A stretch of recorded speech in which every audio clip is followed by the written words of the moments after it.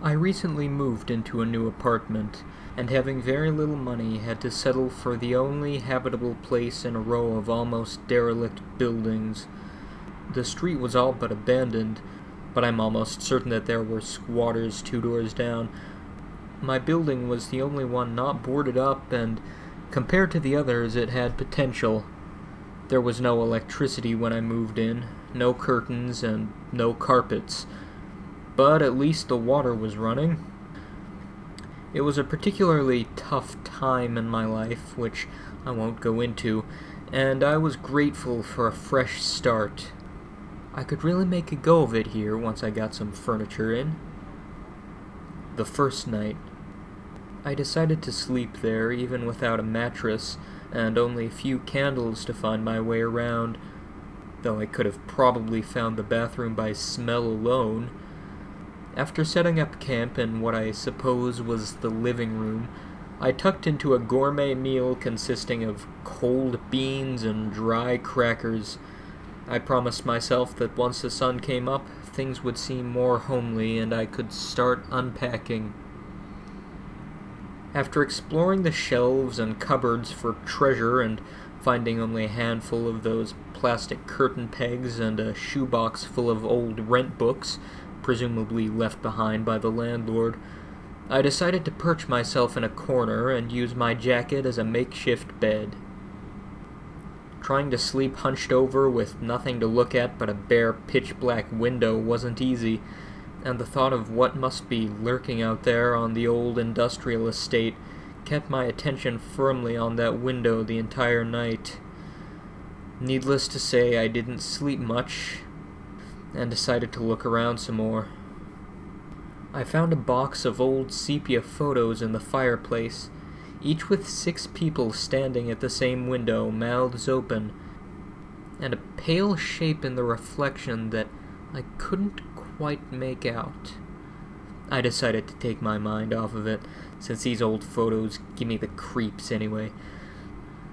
By the second night, I was starting to feel more comfortable in the old place, and although most of my stuff was still in boxes, and I still had no furniture, carpets, or curtains, the daylight had given me the chance to explore properly, and I spent most of my time planning how it would eventually look. I'd even nailed an old blanket over that window to keep any prying eyes out, and to stop my imagination from running wild. By candlelight, I occupied myself by reading the faint scrawlings in the old rent books I found. It was the only form of entertainment available, but what I found was quite interesting. Dating back around 5 years were 6 books in total, 1 for each tenant, and in every one, just a single entry: rent and bond paid for 1 month, then nothing but blank pages. Something wasn't right. All 6 previous tenants stayed only a month or less. Feeling somewhat creeped out, I decided to take a piss before my last candle disappeared completely, and made my way across the hall to that awful bathroom. I watched my shadow keenly dance against the peeling walls ahead of me, until we met again at a heavy wooden door. The stench was so thick that I could taste it, and as I unzipped my pants, the last candle went out.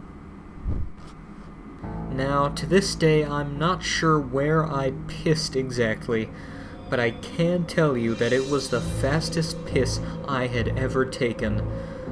Not only was I in pitch darkness, but I could only hold my breath for so long. I ran out of there as fast as I could, but where was I running to? The realization came that I had no candles left, and with it a thick blackness enveloped the walls, and the once flickering glow of the apartment had abandoned me. The hollow creak of the floorboards began to sound like whispers, and the peeling damp on every surface felt alive to the touch as I blindly ran my hand along the wall. Feeling a familiar bump, I pushed open the living room door and made my way carefully towards the window. Maybe a streetlight or passing car would light the room. If I could just remove the blanket I'd nailed up earlier. That window which had made me so uncomfortable was now my only hope for light. Reaching my hand through the darkness to pull the blanket away, I felt only a cold pane of glass. The blanket was gone, and as my eyes adjusted, I saw it. On the other side of the bare black window, something pale and silent, its mouth open, waiting for my next move.